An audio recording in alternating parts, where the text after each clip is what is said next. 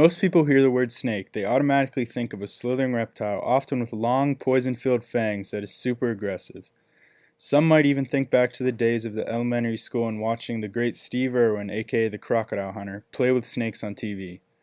This definition of snake used to be the only one that was correct for the last 1,000 years, but recently it has evolved to be used to describe a specific type of person.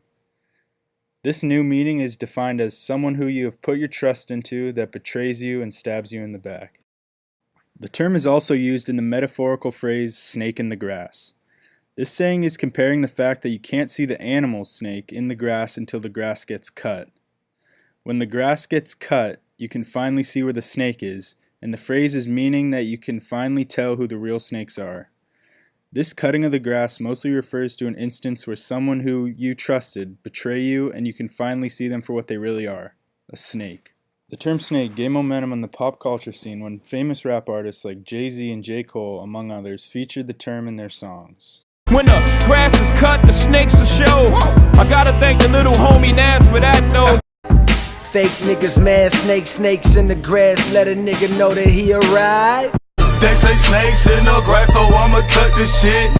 Snakes in the grass, so I stay on the pavement.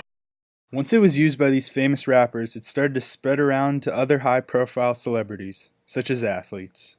One example of the usage of snake in today's culture can be found in the NBA.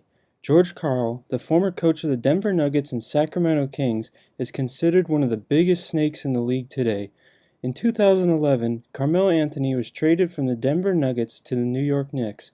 His coach for the Nuggets, George Karl, had this to say about Carmelo's defensive effort and ego. Former Nuggets coach George Karl had some harsh criticism for Carmelo Anthony, a player he coached for 7 years. In his new book, Furious George, Karl wrote, "Carmelo was a true conundrum for me. He was the best offensive player I ever coached. He was also a user of people, addicted to the spotlight, and very unhappy when he had to share it. Coaching him meant working around his defense and compensating for his attitude." Upset with Karl's betrayal, Anthony took to Twitter and called Karl a snake.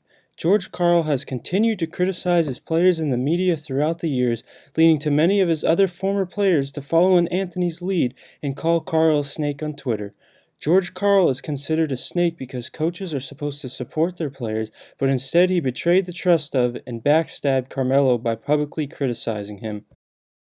There are numerous ways to become a snake, which include snitching on a friend or talking bad about someone behind their back. Being labeled as a snake will cause your friends and others to no longer put their trust in you, and in some situations, hate you, just like Samuel L. Jackson hates snakes. Enough is enough! I have had it with these motherfucking snakes!